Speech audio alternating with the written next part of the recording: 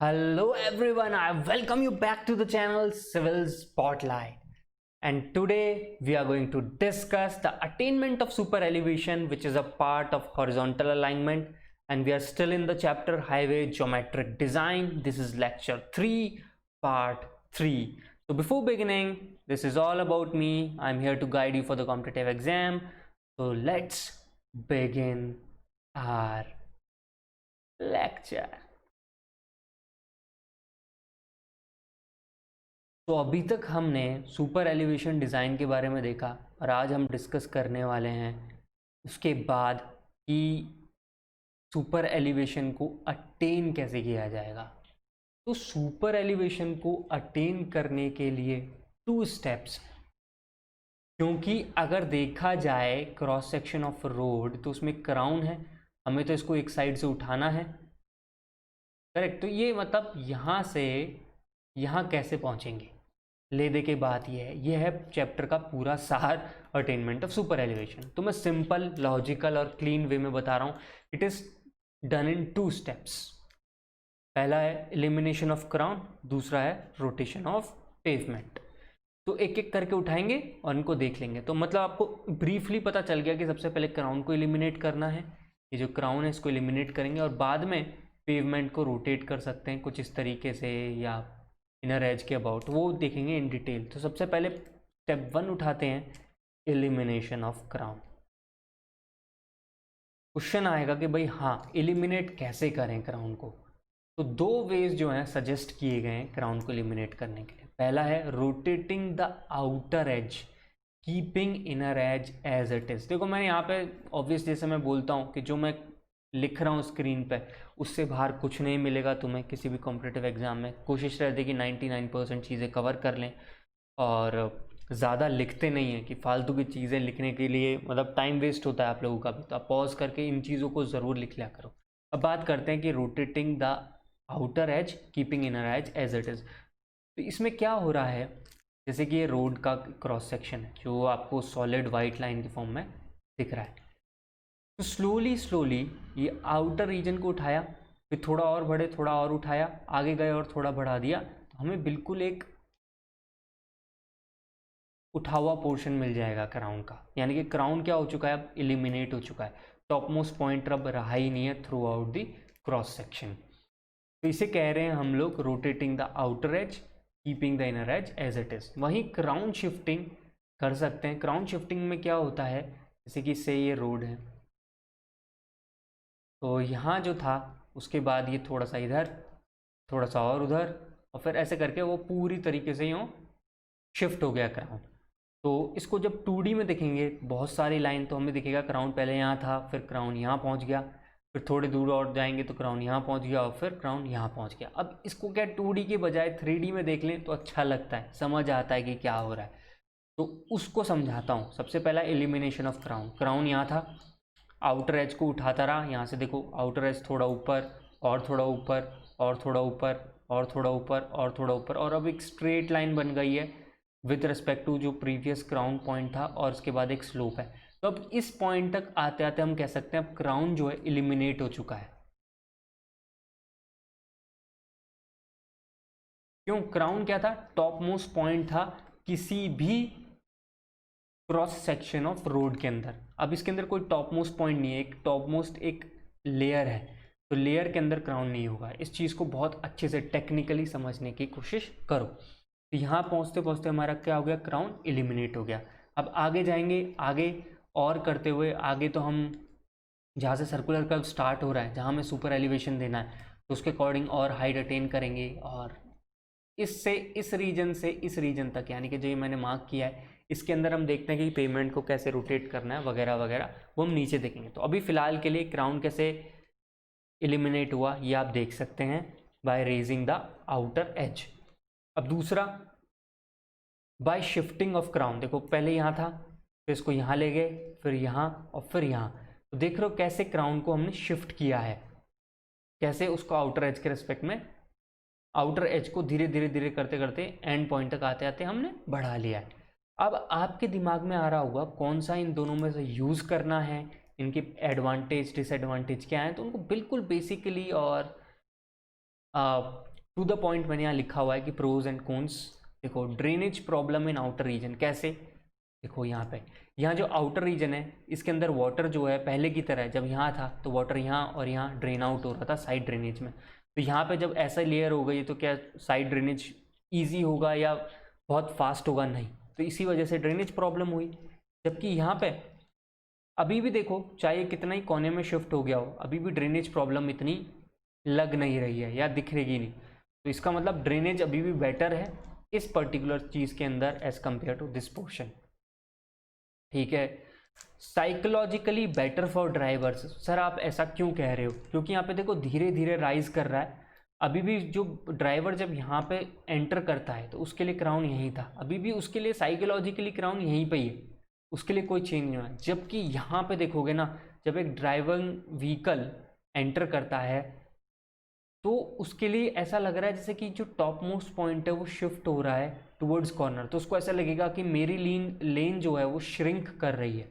तो इसका एक साइकोलॉजिकल इफेक्ट पड़ सकता है ड्राइवर के ऊपर, और यही कारण है कि इसे प्रेफर नहीं किया जाता है क्राउन शिफ्टिंग को।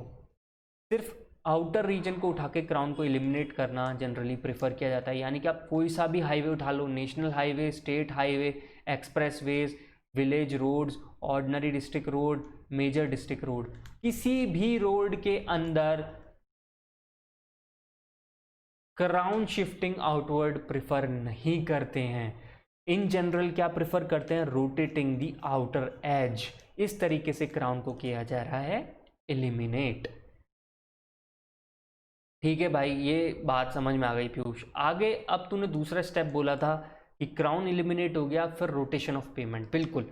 अभी यहाँ पे क्या है, तुमने क्राउन को एलिमिनेट कर लिया, यानी कि ये पोजीशन क्या है? फाइनली हम कह सकते हैं इस पोजीशन को देख के, जो ये शेडेड एरिया में आप देख रहे हैं, यहाँ तक क्राउन एलिमिनेट हो चुका है। अब इसके बाद जहाँ सर्कुलर कर्व स्टार्ट हो, उससे पहले जो रिक्वायर्ड सुपर एलिवेशन है वो अटेन होना चाहिए। तो वो कैसे होगा वो बताओ। अब जब क्राउन एलिमिनेट हो गया, after crown elimination pavement can be rotated as follows. Pavement को हम रोटेट कर सकते हैं, कैसे? Rotation about centre line and rotation about inner edge. अब इसके ग्राफिकली दिखाता हूं।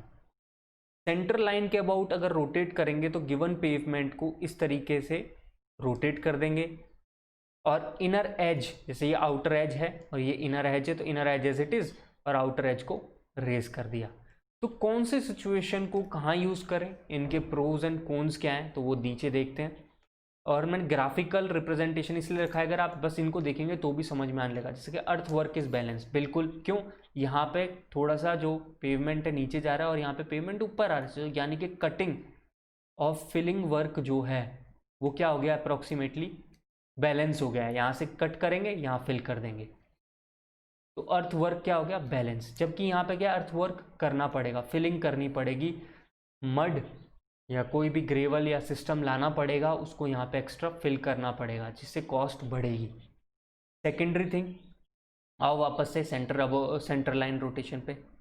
Vertical profile of centre line unchange. देखो सेंटर लाइन की जो वर्टिकल प्रोफाइल थी वो सेम चली जाएगी थ्रू आउट द सिस्टम। जबकि यहाँ पे पहले वर्टिकल प्रोफाइल यहाँ रही होगी, और अब जैसे जैसे क्राउन एलिमिनेट होने के बाद इसको रोटेट करेंगे, वर्टिकल प्रोफाइल ऊपर शिफ्ट होती चली जाएगी।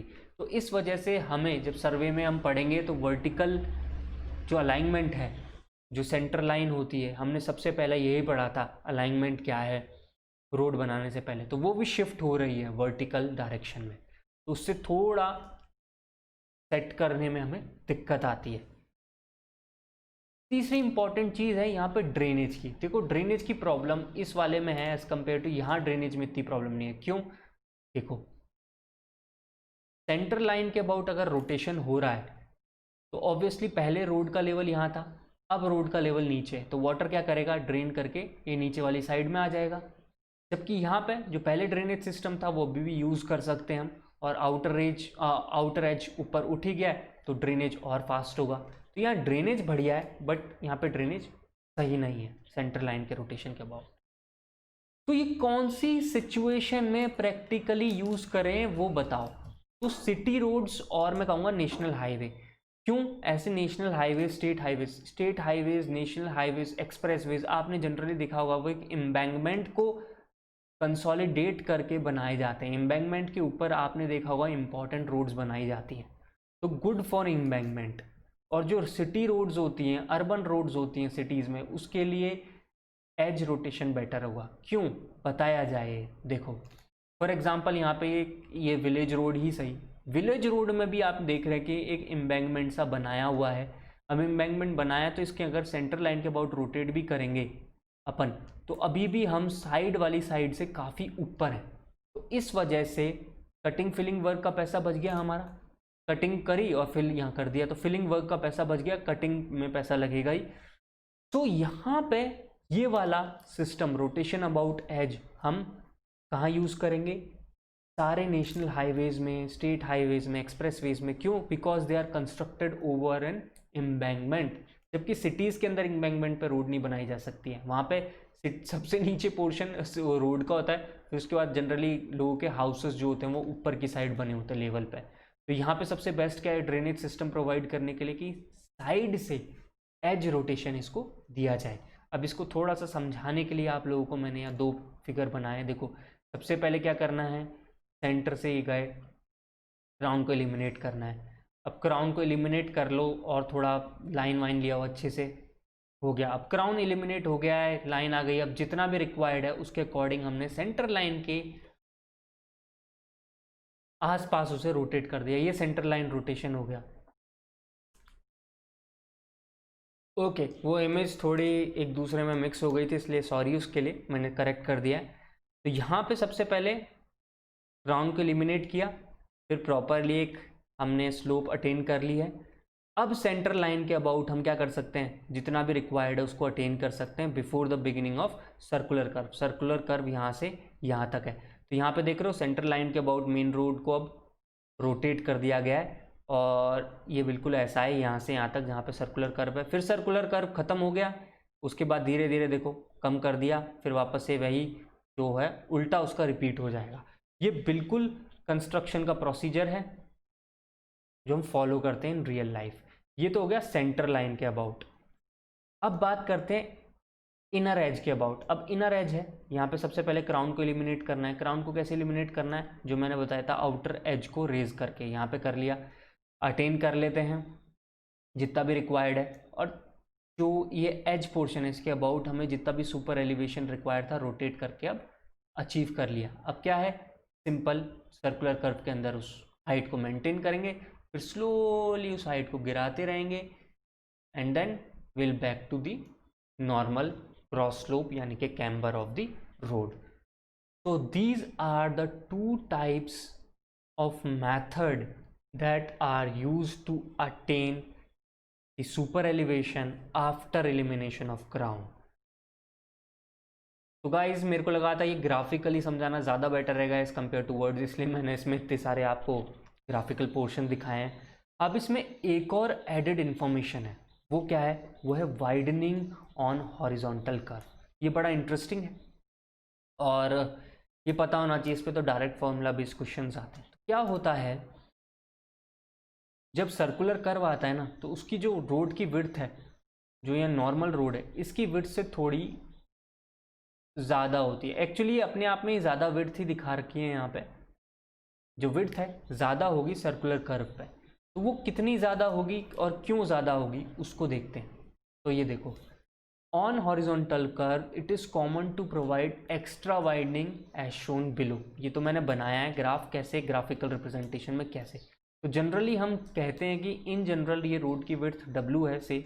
अब यहाँ से हमारा सुपर एलिवेशन अटेनमेंट हमने स्टार्ट किया, तो मेन जो ये विड्थ थी ना W, ये इसको ऐसे से डैश डैश करके मैंने बनाया, तो ये विड्थ W है, ये विड्थ W है। तो एक्स्ट्रा वाइडनिंग दे देते हैं यहाँ पे ऊपर और नीचे, इसे कहेंगे हम एक्स्ट्रा वाइडनिंग को WE। तो ये ओवरऑल विड्थ कितनी होगी, W प्लस WE। ये क्या है, जनरल रोड्स के अंदर है। अब हिली रोड्स के अंदर कैसा है, हिली रोड्स या फिर काफ़ी शार्प कर्व होता है, क्योंकि हिली रोड्स के अंदर ही आप देखेंगे कि रिवर्स कर्व आपको अक्सर देखने को मिलता है ऐसा। तो वहाँ पे जो इनर एज होता है उसको थोड़ा एक्स्ट्रा वाइड कर देते हैं और उसे हम कह देंगे डब्ल्यू ई के बराबर। जैसे मैंने यहाँ शो किया हुआ है, यहाँ पे डब्ल्यू था, outer line edge it it is गई, इनर लाइन की डब्ल्यू यहाँ पे आपको मिल ही रहा है, तो ये इनर पॉइंट पे ही हम सारी की सारी वाइडनिंग दे देते हैं, that is equals to W E. चलो ये तो हो गया सर कि जो एक्स्ट्रा वाइडनिंग है वो दे दी है।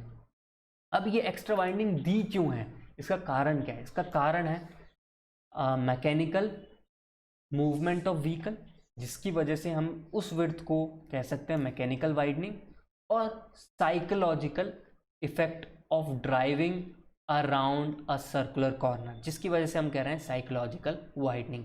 तो पहले एक एक करके समझाओ कि आपने एक्स्ट्रा विड्थ क्यों दी है, और इसको भी दो पार्ट्स में ब्रेक कर दिया है और बोल दिया इन दोनों का समय, एक को कहा मैकेनिकल वाइडनिंग और एक को साइकोलॉजिकल। तो क्या है मैकेनिकल वाइडनिंग? मैकेनिकल वाइडनिंग हो या ऑफ ट्रैकिंग हो, इसके बारे में आपको नॉलेज मिलेगी जब आप नोटिस करेंगे व्हीकल का मूवमेंट। जैसे कि यहाँ पे मैंने एक पिंक और ब्लू कलर लिया है, ब्लू कलर रिप्रेजेंट कर रहा है एक कर्व के ऊपर हमारे रियर व्हील्स का मूवमेंट, और जो पिंक कलर में आप देख रहे हैं यहाँ पे वो है फ्रंट व्हील्स का मूवमेंट। अगर यहाँ पे ये व्हील अगर मूव करेगा तो यहाँ पे ये जो पिंक कलर है ये मार्क हुआ, ट्रैकिंग हुई व्हीकल्स की, फ्रंट व्हील्स की, व्हीकल के फ्रंट व्हील्स की। जो ब्लू है ये क्या होगा, थोड़ा सा इनर साइड शिफ्ट कर लेगा, इनर साइड शिफ्ट कर लेगा, तो इसका मतलब व्हीकल पहले जो सेंटर टू सेंटर ये ब्लू कहूँ या पिंक था, अब वो centre of left to centre of right में आप देख सकते हो फ्रॉम पिंक टू ब्लू हो गया है। तो थोड़ी सी वाइडनिंग जो है वो एक्स्ट्रा हो गई है, इसी को कहते हैं हम मैकेनिकल वाइडनिंग। तो मैकेनिकल वाइडनिंग को का जो फॉर्मूला है आईआरसी कोड ने जो एक्सेप्ट किया है, दैट इज NL²/2R। एन क्या है, नंबर ऑफ लेन्स है, एल क्या है, लेंथ ऑफ व्हील बेस। और ये मैंने आपको जब ओवरटेकिंग साइड डिस्टेंस पढ़ा रहा था तब अच्छे से बताया है, और बताया है कि अगर कुछ ना दिया हो तो 6 मीटर लेना होता है। क्यों? क्योंकि 6 मीटर जो है वो कमर्शियल व्हीकल की लेंथ होती है। Got it? यहाँ पे भी देखो मैं लिख रहा हूँ। और आर क्या है, radius of circular curve. Commercial width maximum 6 metres के इंडिया में प्रोवाइड करते हैं इसलिए। अब बात करते हैं साइकोलॉजिकल वाइडनिंग की। साइकोलॉजिकली ड्राइवर को ऐसा लगता है कि मैं मूव कर रहा हूँ ऑन सर्कुलर कर्व यहाँ पे, तो वो स्लो कर लेता है अपनी स्पीड को। और आप भी अगर डे टू डे लाइफ में देखें तो कर्व्स के ऊपर आप अपनी स्पीड को स्लो कर लेते हो, आपको लगता है मैं टकरा ना जाऊँ, तो साइकोलॉजिकली उसका इफेक्ट पड़ता है रोटेशन का, रोटेशन कह रहा हूँ सॉरी, सर्कुलर कर्व के मूवमेंट का हम पे। तो इस चीज से बचने के लिए आईआरसी कोड ने कहा है कि provide extra psychological widening given by this empirical formula v divided by 9.5 √r। अब ये एम्पेरिकल क्यों बोला? क्योंकि v की वैल्यू जो है डायरेक्टली km/h में है और r जो है वो मीटर में है। तो इन दोनों को जोड़ दोगे तो आपको एक्स्ट्रा विड्थ मिल जाएगी। तो हमारा फॉर्मूला हमें क्या याद रखना है, NL²/2R plus v divided by 9.5 √r। अब एक इंपॉर्टेंट पॉइंट जो नोट करना है, all the extra width attend before starting of circular curve. ये मैंने बार बार आपको दोनों ही ग्राफ्स के अंदर दिखाया है कि यार कुछ भी हो जाए, सर्कुलर कर्व तो यहाँ से स्टार्ट हो रहा है, तो सुपर एलिवेशन यहीं पे अचीव हो जानी चाहिए। यहाँ पे ही विड्थ क्या हो चुकी है, W + WE। सिमिलरली यहाँ पे जो विड्थ है वो क्या है, W + WE। सर्कुलर कर्व के स्टार्टिंग से पहले ही विड्थ बढ़ चुकी होगी। ऐसा नहीं है कि सर्कुलर कर्व में बढ़ेगी, ये क्या है, यहाँ पे होता क्या है इन जनरल, क्योंकि अभी हम एकदम से ट्रांजिशन कर्व की बात नहीं करते, पहले सर्कुलर कर्व समझाते हैं फिर ट्रांजिशन कर्व की बात करते हैं। तो होगा क्या यहाँ पे, ये कुछ ऐसा जाएगा, तो यहाँ से यहाँ तक ये बन जाएगा ट्रांजिशन कर्व, ट्रांजिशन कर्व, और फिर इसके बाद यहाँ से लेकर यहाँ तक बनेगा सर्कुलर कर्व, जिसके अंदर इसने अपनी विड्थ को अटेन कर लिया होगा W + WE। ये हम नेक्स्ट लेक्चर में देखेंगे। फिलहाल के लिए इस पोर्शन को यहीं रोकते हैं और इससे रिलेटेड न्यूमेरिकल ले लेते हैं। Find the total width of horizontal curve for a new 2-lane national highway to be aligned along a rolling terrain, design speed 80 km/h with ruling minimum radius। देखो मैंने आपको जो वर्ड्स लास्ट लेक्चरों में समझाए ना, एक साथ सारे इकट्ठा हो गए एक ही जगह पे है कि नहीं। तो एक एक करके इनको रिप करते हैं और यूज़ करते हैं। सबसे पहले तो हमें पूछा है कि टोटल विड्थ बताओ हॉरिजॉन्टल कर्व की, यानी कि W+WE बताना है हमको।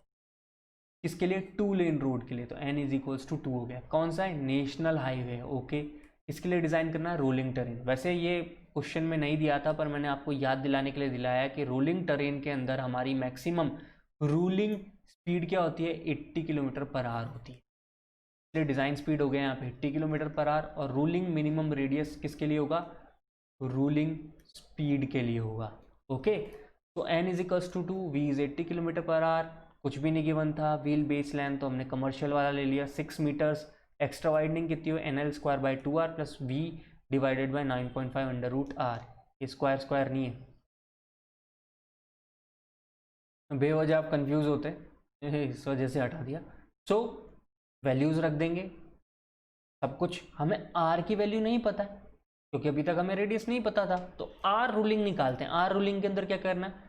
V ruling / G E × F। क्या E और F की वैल्यू यहाँ गिवन है आपके अंदर इस क्वेश्चन में? नहीं। तो हम क्या करें? बाय डिफ़ॉल्ट जो वैल्यूज होती है मैक्सिमम वो ले लेते हैं E की, that is 0.07 for rate of super elevation, और फ्रिक्शन फैक्टर है 0.15। रख दिया और सॉल्व कर लिया। इसको km/h में कन्वर्ट कर लिया है सब कुछ, वो km/h से मीटर पर सेकंड में कन्वर्ट कर लिया 0.277 से मल्टीप्लाई करके। तो ये मीटर पर सेकंड हो गया ना यहाँ पे, उस वाले फॉर्मूले को लगाना। सो आई गॉट 227.53। हमें 227.53 क्या मिला है? रूलिंग रेडियस मिल गया है। रेडियस की वैल्यू मिल गई तो वैल्यू को रख देते हैं, अप्रॉक्सीमेटली 228 माना, रख दिया, वी गॉट 0.715। तो एक्स्ट्रा वाइंडनिंग कितना मिला? 2 लेन था, हमें पता है नेशनल हाईवे 2 लेन अप्रॉक्सीमेटली 7 मीटर्स के आसपास रहा होगा, इसलिए यहाँ पे 7 मीटर ले लिया 0.715, और ये आपको मिल गया। तो आप एक चीज़ नोटिस कर रहे होगे कि सर ये तो बहुत कम है। हाँ, जो एक्स्ट्रा वाइडनिंग आएगी ना, वो मान के चलो आप 0.5 या 0.4 से 0.8 मीटर के बीच रहती है इन जनरल। जो मैंने नोटिस किया है बहुत सारे क्वेश्चंस देख के और जो भी कोड में वैल्यूज़ देख के, कि आपको अप्रॉक्सीमेटली इनके बीच में आराम से वैल्यू मिलेगी। इससे ज़्यादा मिल जाए तो समझ जाना आपने कुछ कैलकुलेशन मिस्टेक की, इसके आसपास भी रह सकती है, बट बहुत ज़्यादा वाइंडिंग नहीं होती है। एक्स्ट्रा वाइंडिंग मुश्किल से 1 मीटर तो कभी मैंने देखी नहीं है, 0.8 से 0.9 मैक्स टू मैक्स। तो इस इंफॉर्मेशन के साथ आई होप मैंने जो कंसेप्ट है वो क्लियर कर दिया होगा। अब नेक्स्ट लेक्चर में हम ट्रांजिशन कर्व्स देखेंगे। So guys, before leaving, I request you subscribe this channel, share it with your friends, और कोई भी क्वेरी हो तो कमेंट सेक्शन में बताओ, उसे हम सॉल्व करेंगे। और जो हमारा पुराना तरीका है कि भाई इसमें क्या डायरेक्ट फॉर्मूला बेस्ड क्वेश्चंस आते हैं, तो मैंने सोचा उनको क्यों लूँ, एक बेटर अंडरस्टैंडिंग वाला क्वेश्चन ले लेता हूँ जिसमें आपको वर्ड से अंडरस्टैंडिंग हो, जैसे कि रूलिंग रेडियस या रूलिंग स्पीड। इससे आपको पुरानी चीज़ें भी कनेक्ट हो जाएंगी, तो मैंने वो क्वेश्चन लिया था। अब आप सिर्फ क्वेश्चन उठाओ, सारे सॉल्व करो, बहुत अच्छे से सॉल्व हो जाएंगे। तो signing off, God bless you all.